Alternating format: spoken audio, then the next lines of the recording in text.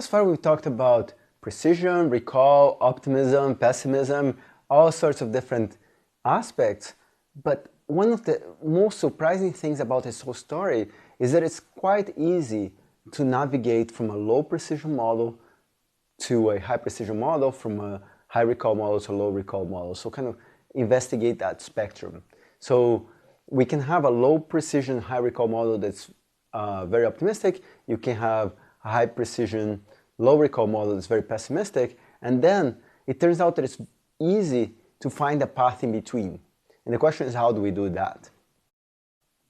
If you recall from earlier in this course, we have assigned not just a label +1 or -1 with every data point, but a probability number. Let's say 0.99 of being positive for the sushi and everything else were awesome, to say 0.55 of being positive for the sushi was good, the service was okay. These probabilities I mentioned earlier in the course that they're going to be fundamentally useful. Now you're going to see a place where they're amazingly useful. So the probabilities can be used to trade off precision with recall. And so let's figure that out. So earlier in the course, we just had a fixed threshold to decide if an input sentence xi was going to be positive or negative. We said it's going to be positive if the probability is greater than 0.5, and it's going to be negative if the probability is less than 0.5, or less than or equal to. Now, how can we create an optimistic and pessimistic model? By just changing that 0.5 threshold. Let's explore that idea.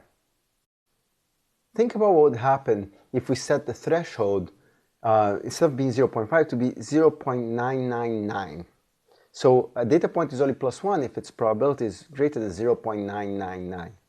Well, here's what would happen. Very few data points would satisfy this. So if very few data points satisfy this, then very few data points will be +1. The vast majority would be labeled as -1, and we call this classifier the pessimistic classifier. Now, alternatively, if we change the threshold to be 0.001, then that means that any experience is going to be labeled as positive. So almost all of the data points are going to satisfy this condition. So we're going to say that everything is +1. And so this is going to be the optimistic classifier. It's going to be say, yeah, everything is +1, everything is good.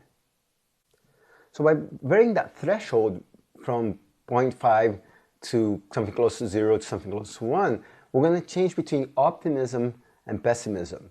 So if we go back to this picture of logistic regression, for example, as a concrete case, we had as input the score of x, and the output here was the probability that y is equal to +1 given x and w.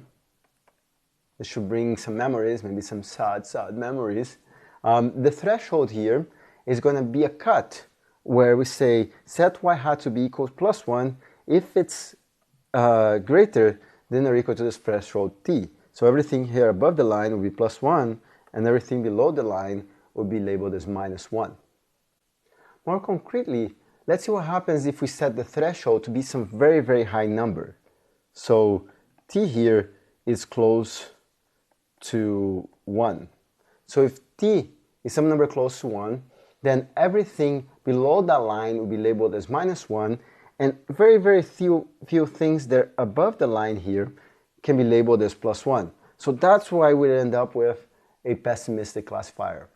On the flip side, if we set the t threshold to be something very, very small, so this is small t, then everything's going to be above that line.